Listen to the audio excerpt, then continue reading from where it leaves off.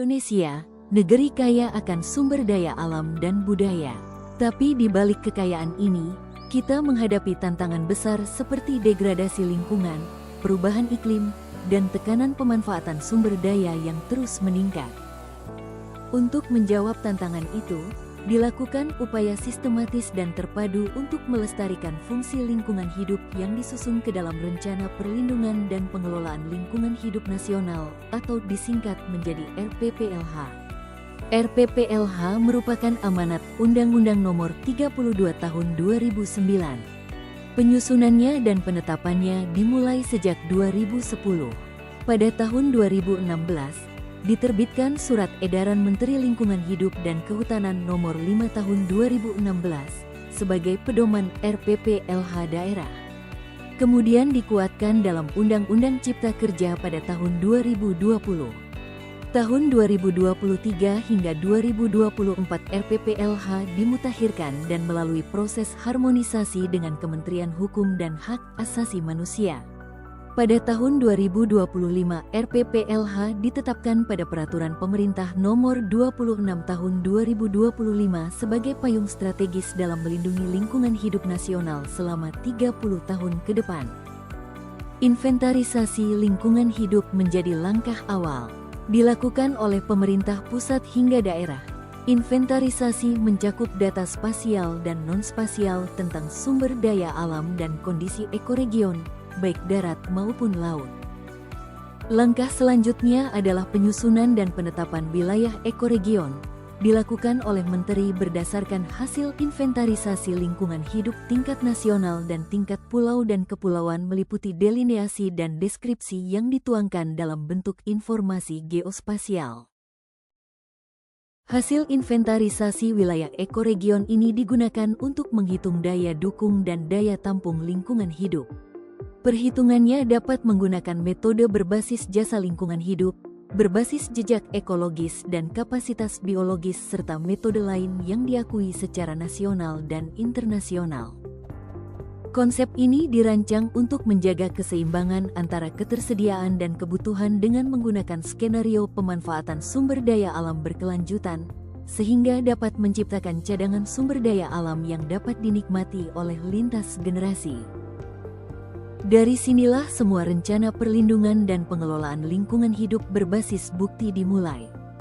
Data dan informasi yang terhimpun dianalisis guna mengidentifikasi potensi dan masalah menggunakan kerangka DPSIR.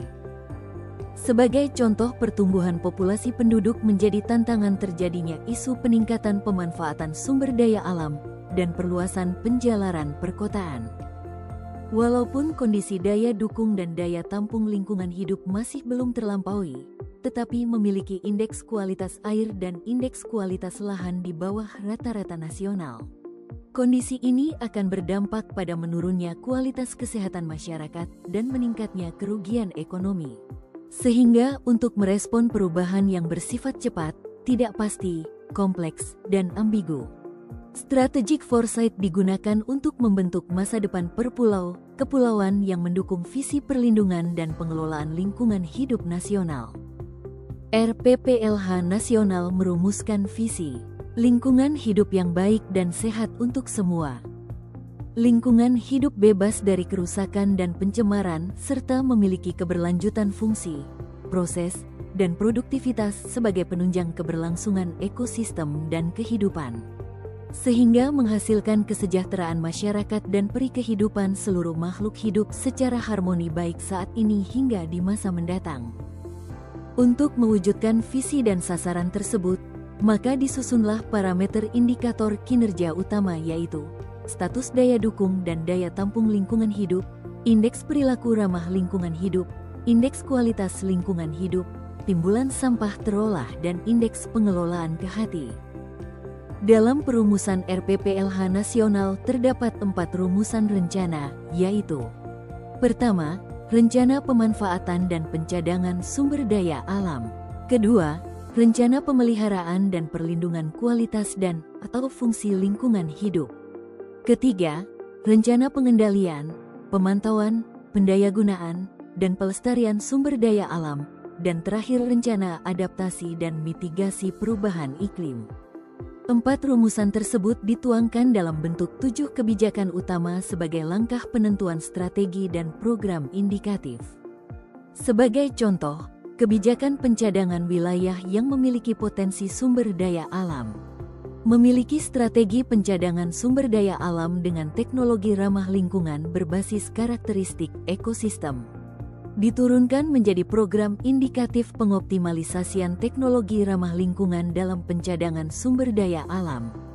Direncanakan pada periode 2025 hingga 2055. Contoh lokasi indikatif berada pada wilayah ekoregion lahan basah pesisir timur Andalas Pulau Sumatera. Penggambaran lokasi dari kebijakan, strategi dan program indikatif disajikan dalam peta indikatif yang terdiri dari peta perlindungan lingkungan hidup, peta rencana pemulihan lingkungan hidup, peta rencana pencadangan sumber daya alam dan peta rencana pemanfaatan sumber daya alam. Penetapan RPPLH disusun oleh Menteri Lingkungan Hidup dan tercantum pada lampiran 3 Peraturan Pemerintah tentang Perlindungan dan Pengelolaan Lingkungan Hidup. RPPLH tidak berhenti pada tingkat nasional saja. Setiap provinsi perlu membuat RPPLH tingkat provinsi yang disusun oleh gubernur dan diatur dengan peraturan daerah provinsi. Wali kota dan bupati juga perlu turut andil membuat RPPLH tingkat kota kabupaten dan diatur dalam peraturan daerah kota kabupaten. RPPLH adalah komitmen bersama untuk masa depan. Saatnya semua pihak, pemerintah, swasta, dan masyarakat bersatu melindungi bumi Indonesia demi generasi kini dan yang akan datang.